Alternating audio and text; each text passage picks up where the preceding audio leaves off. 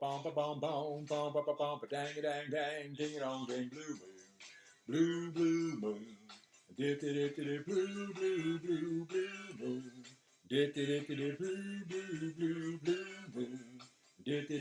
bum ba ba bum ba bum ba bum bum bum ba ba bum ba dang a dang dang ding a dong ding blue moon You saw me standing alone, without a dream in my heart, without a love of my own. Blue moon, you knew just what I was there for. You heard me saying a prayer for someone I really could care for. Blue moon. Hi, Tom.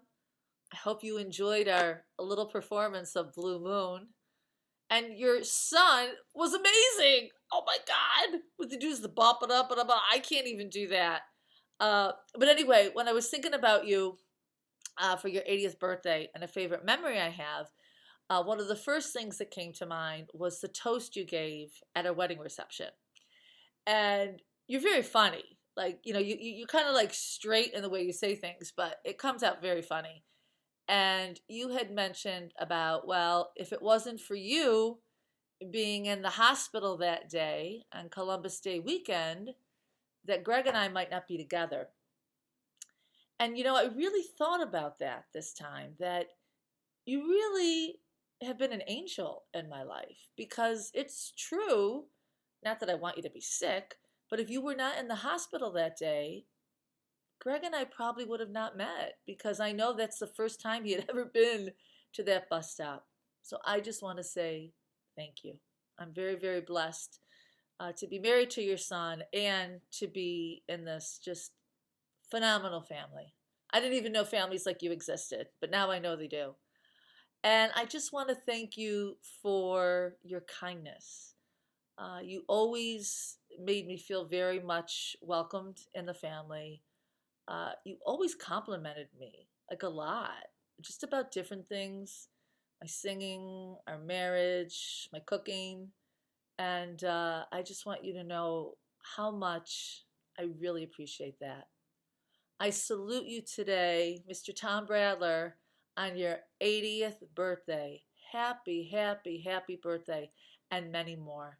And I love you very much. God bless.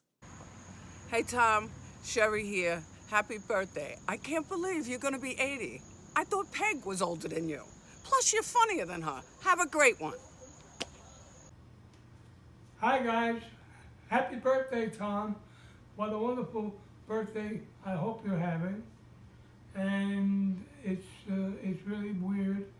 I wonder how you and I, based on our backgrounds, um, made it this far.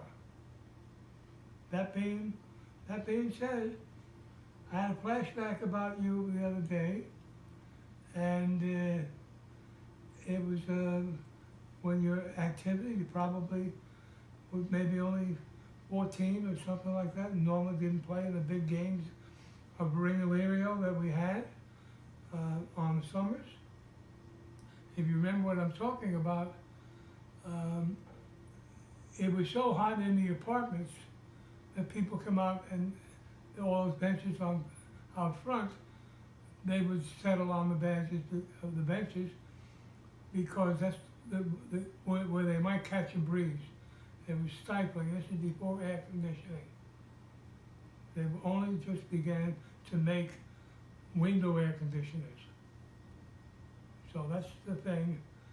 And I remember one time you asked me, I was the last guy they caught, or they didn't catch me in the game of Ring Illyrio. And you asked me where I was hiding, because they could. And I said, hiding in plain sight, which is a phrase I picked up from some movie. And Tommy took my advice to heart. They had the whole neighborhood with this Ring Illyrio stuff. And I was not playing that night. And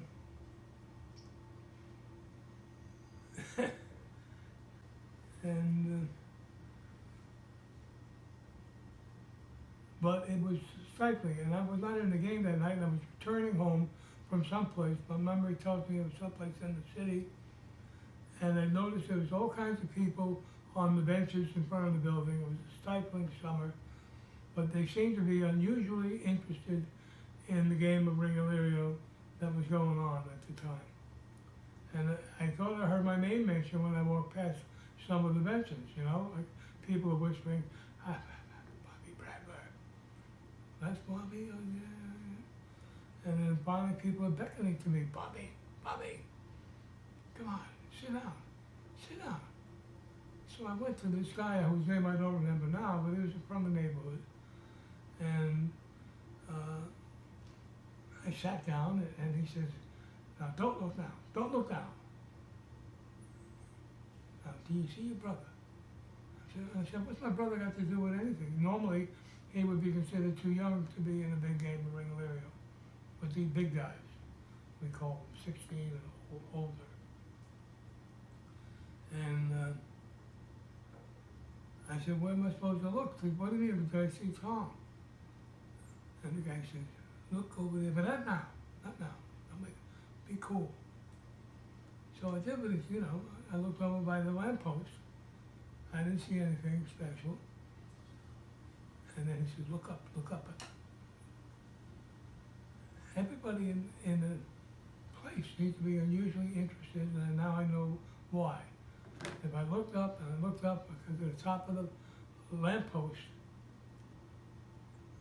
I looked at it a second time, and I saw that there was a figure on there. I said, is that my brother Tommy? And the guy said, yeah, it's Tom. He was there, who knows how long he was at the top of this lamppost on the street.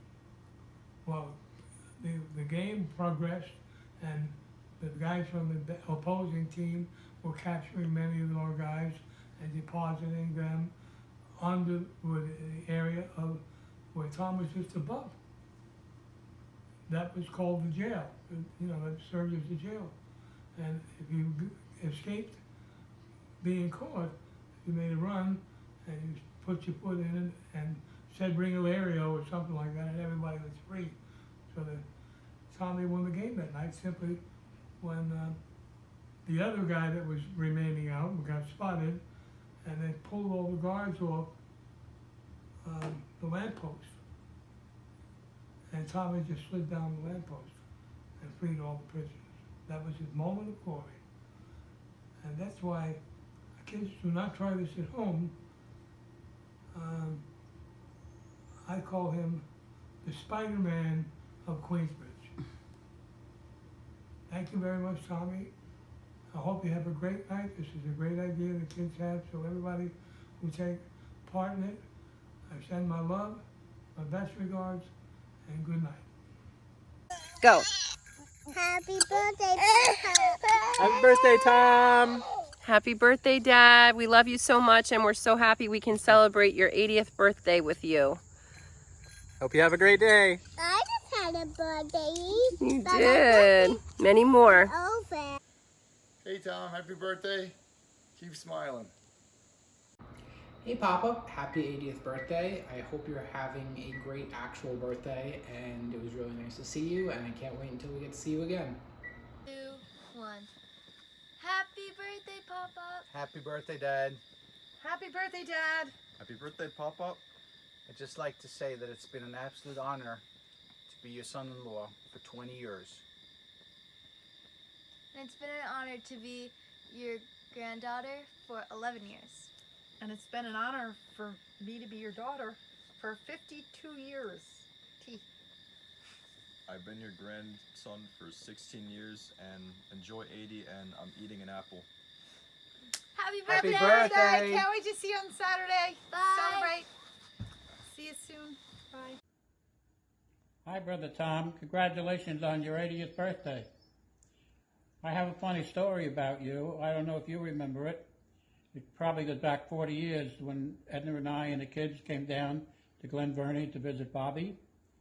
And Bobby said I could have the use of his house for the rest of the week.